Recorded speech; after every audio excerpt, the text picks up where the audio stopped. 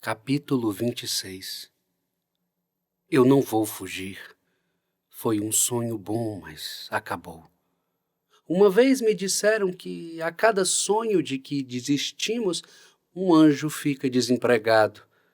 Bom, então eu devo ter demitido todos os meus anjos. Nem rir da minha própria desgraça eu consigo mais. Francisco me lança um olhar crítico. A noite passada não foi das melhores. É sério, rapaz. Você precisa de um plano. Todos nós fazemos planos, mesmo quando as coisas dão errado. É assim que acontece. Eu simplesmente não sei.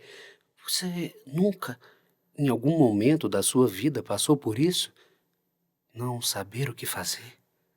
Os maiores gênios do mundo não sabiam o que fazer da vida até os 21. Ele observa meu estado, silencia um pouco e prossegue.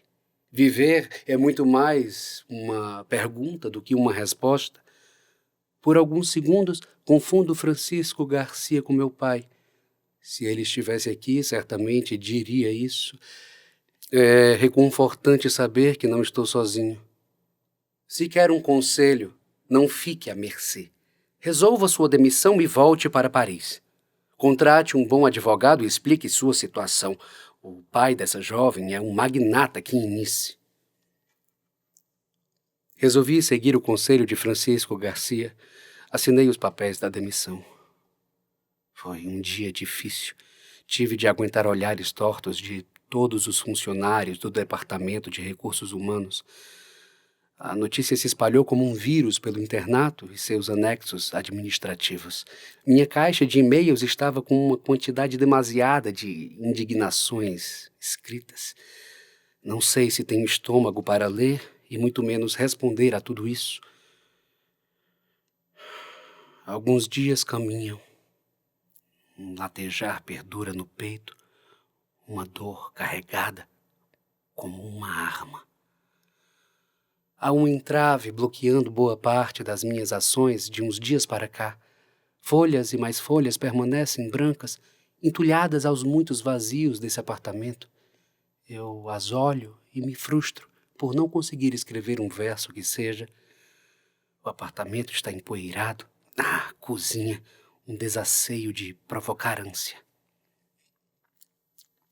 Minha rotina passou a se resumir em acordar, comer, espirrar toda essa poeira acumulada e dormir. Muitas vezes me flagro amarfanhado, feito os lençóis jogados na cama. Francisco passara aqui ontem, no fim da tarde, me convidando para uma caminhada. Lembro que o máximo de palavras que pude pronunciar não completavam sequer uma frase. Enjeitei sua proposta pela falta de vontade de fazer coisas, fossem elas da natureza que fossem. Algo simples como uma caminhada me parecia um sacrifício e não entretenimento. Escolher não sair de casa nesses dias trata-se de um mecanismo involuntário de defesa. Muitos aguardam curiosos a minha punição depois das confissões declaradas. A repugnância com a qual me encararam naquela noite só tendeu a aumentar. A cidade inteira já deve saber o que houve. Dia desses, cheguei à conclusão de que toda verdade é violenta. Pessoas, em geral, reagem bem a mentiras. A maioria das vezes, o autor da farsa diz, com eufemismos, o que o receptor deseja ouvir. Já pronunciar a verdade é, por sua vez, depositar deliberadamente toda a sua confiança no receptor, expor seu segredo sem saber qual reação virá no fim de tudo já dito. É certo que dizer a verdade não se resume a uma confidência, mas há algo na verdade que nunca haverá na mentira. Dignidade. Ouso dizer que a sinceridade deveria ser nada mais do que a real benevolência entre duas pessoas, em vez de parecer um tratado de autoafirmação politicamente correto. Claudine não mandou notícias depois daquele dia no hospital. Provavelmente seu pai tenha confiscado seu celular.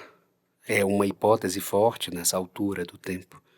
Espero ao menos que Marie já tenha saído do hospital. Faz 2 semanas já. Por entre os flashes que, vez por outra, me ocorrem daquela noite, A imagem de seu rosto colmado de sangue me aterroriza enquanto durmo. A campainha toca. Com um pouco de dificuldade para levantar da cama, provocada pela preguiça e descrença dessa semana, destravo a porta. É um oficial de justiça. Ele me convoca a prestar esclarecimentos na delegacia. Assino um termo e recebo o envelope. Ao abrir, confirmo minha dedução. Dominique Delavour prestou queixa contra mim. Pelo que consigo entender, tentando enxergar as tacanhas letras, estou sendo acusado por abuso de vulnerável. Creio que isso incorra pela cegueira de Marie. O chão que eu já não tinha volta a desabar. Os desabamentos serão cada vez maiores. Tomo um banho com água gelada, tentando me manter lúcido e, quem sabe, recuperar um pouco de perspicácia. A água não resolve o meu problema, mas ajuda a criar coragem para fazer o que eu já deveria ter feito desde o dia em que todos descobriram. Eu preciso contar tudo o que está acontecendo aos meus pais. Você é o quê? Afasto o celular da orelha para não estourar meus tímpanos com todos os gritos da minha mãe do outro lado da linha. Você por acaso está querendo nos matar? Tento permanecer isento ao escândalo. Já bastam todos os meus problemas. Você acabou com sua vida, meu filho. Não, mãe. Eu comecei a viver desde que conheci Marie. Bernard Chevalier, adverte, ríspida. Seu humor muda a cada 5 segundos. Preste bem atenção. Você vai arrumar as suas malas agora e vir para Paris. Não há mais nada para você nessa cidade. Não posso. O pai dela prestou queixa contra mim. Não posso sair da cidade até resolver isso. Deus do céu! O que todos da família irão pensar? Eu sempre lhe demonstrei ética. Seu avô, seu pai sempre foram exemplos de professores. Precisamos agir, filho. Você não será preso. Tenho colegas em Meton. Ligarei para eles com urgência. Certamente poderão me indicar bons advogados em Nice. Consigo escutar alguns soluços, talvez uma tentativa de engolir o pranto. Um silêncio. No limiar entre a confissão e o constrangimento se constrói entre nós. Um entrelugar, ainda equívoco, que faz minha mãe não ter resposta para tudo que ouvira. Começo a me preocupar com sua saúde depois desse desgosto. Eu preciso ir agora. Eu vou resolver tudo, mamã. Só me prometa que ficará bem. Meu amor, você sempre foi tão sensato. Não consigo entender. Je t'aime, mamã. Je t'aime, mon petit chéri. Desligo o celular. Precisava desligar. Qualquer palavra mais a faria chorar. Não consigo ouvi-la chorar. Bato na porta de Francisco, ainda de pijama, para contar a novidade, que já não era novidade. Em pouco tempo, minha mãe me envia contatos de 2 advogados. Pierre Fourier me parece o mais preparado, constato, após investigar seu histórico de casos bem-sucedidos e seu extenso currículo. Em uma conversa pelo telefone com sua secretária, marco uma reunião em seu escritório. Vomito após tomar o último iogurte vencido da geladeira. Já se passaram mais de 2 semanas. Eu continuo sem notícias de Marie e de todos do François Lumière. Perdi as esperanças de vê-la novamente. Francisco passa aqui quase todas as manhãs para saber se eu acordei vivo. Não tenho coragem para nada. Não tenho vontade de nada. Deixei de atender as ligações da minha mãe há alguns dias. Bom dia, Monsieur Chevalier. Avaliei todo o caso nos últimos dias. Gostaria de informá-lo de que poderá aguardar o julgamento em liberdade. Seu caso não é difícil, porém precisamos nos atentar aos detalhes. Em parte, a lei está do nosso lado. Você não poderá ser condenado por abuso sexual ou aliciamento de menor, pois qualquer pessoa acima de 16 anos é livre para fazer sexo, desde que seja consensual. Pelo que consta nos documentos apresentados, Mademoiselle Marie de Lavour já tem 19 anos, sendo assim responsável pelos seus atos. No entanto, a mesma possui uma deficiência visual. À vista da lei, é considerada vulnerável. Monsieur de Lavour poderá usar esse fator como uma ferramenta para prendê-lo. Contudo, a julgar pela idade de Marie, será mais fácil livrá-lo das acusações.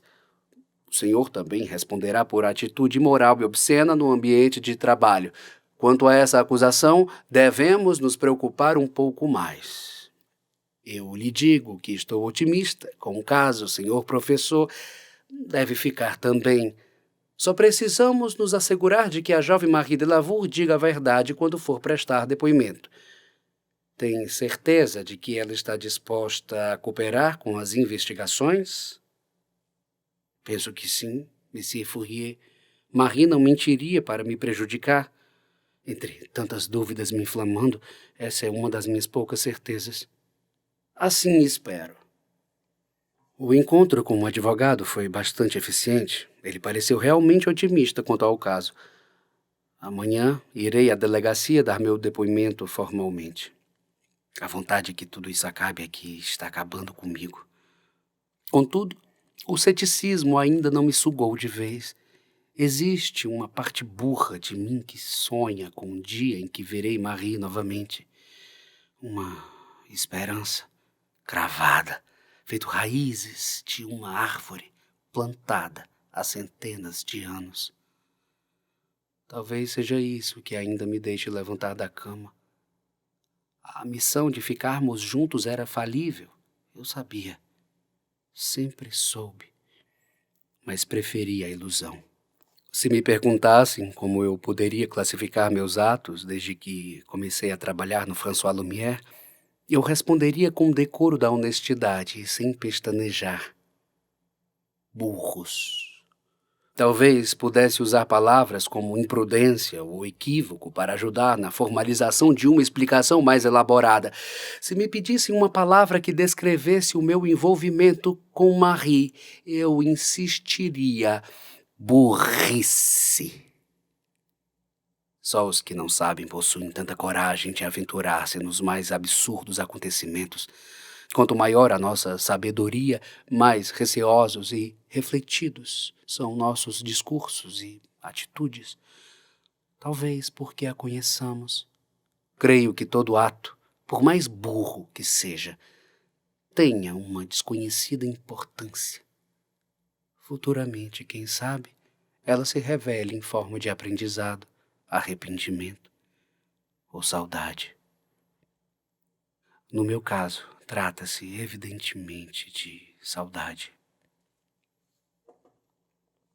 Um insistente barulho da campainha me faz acordar com mau humor de um sono que nem mesmo sei quando começou. Enterro a cabeça por sobre o travesseiro, mas o barulho continua a me atazanar. Já vai, já vai. Abro a porta, ainda sonolento. Claro, quem mais poderia ser? Resmungo ao ver Francisco. Sabe que dia é hoje? Sei, o dia em que você vai parar de atrapalhar o meu sono. Tento ser desagradável até lembrar que Francisco consegue ser pior. Esse dia só vai chegar quando você crescer. Vamos, arrume-se. Temos que estar na delegacia às 8 horas em ponto. Como assim temos? Eu tenho, você não. Acha que eu iria deixar você ir sozinho, nesse estado, capaz de ser preso mesmo? E então, me dou conta do quanto estou acabado, por dentro e por fora. Anda, tome um banho e faça a barba, você está fedendo. Suas ordens são claras e me remetem ao passado, como quando eu era criança e meu pai me mandava tomar banho depois da escola. Francisco me nocauteia no ringue das palavras. Vou para o banheiro calado. Ele está certo. Talvez eu nem tivesse acordado hoje se não fosse pela sua insistência em não desistir de mim. Balzac dizia que a infelicidade tem isto de bom. Faz-nos conhecer os verdadeiros amigos. Ele estava certo. O senhor, que antes era só o meu vizinho brasileiro, tornou-se um honrado amigo, a quem posso confiar a vida.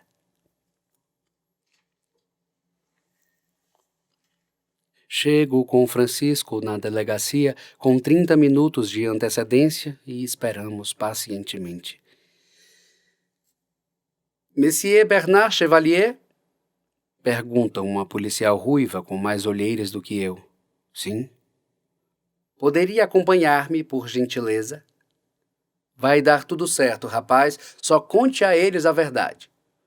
Francisco segura no meu ombro com a palma firme da mão, tentando me encorajar. Entro num cubículo em formato de sala, cheio de armários acinzentados, contornando as paredes brancas. Há 2 birôs paralelos, todos cheios de arquivos e pastas. Em um está o delegado que me manda sentar, no outro está o escrivão. Então, Monsieur Bernard Chevalier, você sabe por que está aqui? Olha atentamente para minha ficha em suas mãos. Sim, senhor. Também sabe que mentir no depoimento é crime. Sim. Isto posto, podemos começar. Ele novamente consulta minha ficha. Gostaria que me dissesse detalhadamente como e quando conheceu Marie Delacour. Hoje faz exatos 6 meses que comecei a trabalhar no internato François Lumière. Um calafrio me contorce. Repito para mim mesmo as palavras de Francisco. Só conte a eles a verdade. Continuo. Logo no primeiro dia de trabalho conheci Mademoiselle Delacour. Depois de 2 intermináveis horas, o interrogatório finalmente acaba. Não vejo a hora de sair dessa sala claustrofóbica. Estou banhado de suor. O acusado, Monsieur Bernard Chevalier, confirma o envolvimento com Mademoiselle Marie Delacour, sua aluna, tendo o consentimento dela dentro e fora das dependências do internato François Lumière. Após a leitura em voz alta, o escrivão me passa um termo a ser assinado. Isso é tudo. O delegado responde sem deixar transparecer absolutamente nada do que pensa sobre meu caso. Por favor, preciso ficar a sós com seu advogado agora. Monsieur Chevalier, pode ir para casa agora. Eu manterei informado sobre qualquer atualização do caso. Obrigada, Monsieur Fourier. Senhores, tenham um bom dia. Acato as ordens do delegado com uma coceira na jugular. Uma vontade veemente de me defender diante dessas acusações sórdidas feitas por Dominique Delacour. Jamais abusaria de Marie. Francisco já me esperava ao lado do carro. Saímos para almoçar perto da praia. Ao repassar todo o discurso de Monsieur Fourier em minha mente, percebi que havia feito a escolha certa. Enquanto conto a Francisco sobre o depoimento, dou-me conta de que nunca mais havia passado por aqui. Deve ser porque o mar, em sua totalidade, me lembra ela. Cada vez que eu me lembro dela, dói. Dói estar longe. Dói não saber se já está bem. Dói não ouvir sua voz. Dói estar vivo. Você está surdo, Bernard? Recobro a atenção com um toque de Francisco em meu ombro. O que você disse? Pedi para me passar o sal. Revisto a mesa em busca do sal e percebo que Francisco já o pegara. Remexo o blanquette de veau e como 3 garfadas antes de ouvir reclamações. Deixo Francisco em um táxi, tiro os sapatos, dobro a calça e saio pelas pedras, sem direção certa. Hoje as ondas estão agitadas, o branco sobrepõe o azul com mais afinco. Aqui eu me sinto perto dela. Sento-me por sobre as pedras e tiro os óculos. Com os olhos nus, contemplando o mar, meu coração põe-se a bater tão pesado como os badalos de um sino preso no alto de uma torre. Mesma rítmica, mesmo som. E nessa permanência agoniante, finalmente, depois de tantos engasgos, tantos silêncios, eu me permito chorar. As lágrimas que tenho segurado desde o último dia em que a vi finalmente caem desenfreadas sobre a minha pele banhada pelo sol. Deixo que as lágrimas caiam violentamente por toda a minha face, escorrendo pela minha boca, até chegarem ao meu pescoço. Quando eu era pequeno, meu avô costumava dizer, através dos seus modos arredios e das suas célebres filosofias no jardim, construídas no lusco-fusco da tarde, que um homem que chora não é um homem fraco, mas sim um homem que tem coragem de mostrar a sua alma. Desde então, eu nunca tive vergonha de chorar sozinho ou publicamente. Chorar é um banho, ao contrário. Toda a água expulsa dos nossos olhos é uma poderosa limpeza ao corpo. Chorar é um ato de coragem. Um corpo masculino que não chora é tão frágil quanto um castelo de areia. Não me permiti chorar na frente de todos no François Lumière, pois não saberia como me recompor naquela situação. Não é que eu tenha sido forte naquele momento, é que a minha alma estava vulnerável demais para ser exposta. Um vento forte traz consigo a lembrança do nosso primeiro beijo. Eu poderia descrever cada detalhe daquele dia. Guardei aquele momento na memória dos olhos para que a lembrança me viesse mais veloz. Assim eu poderia senti-la ao meu lado em qualquer instante da vida, como agora.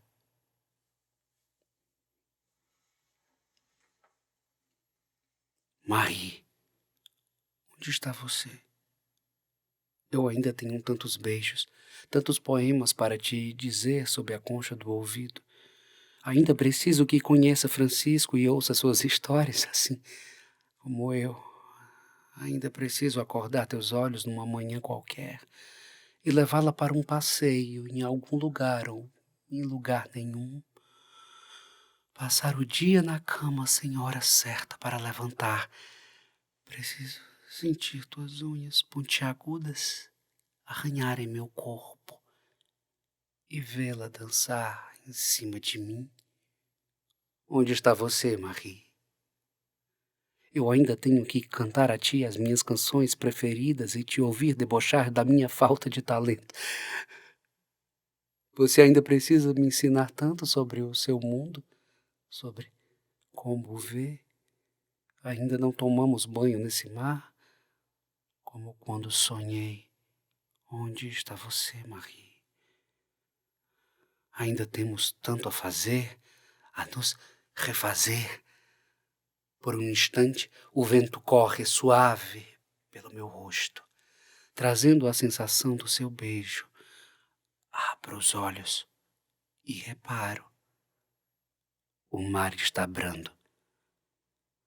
Não eram as ondas que estavam agitadas.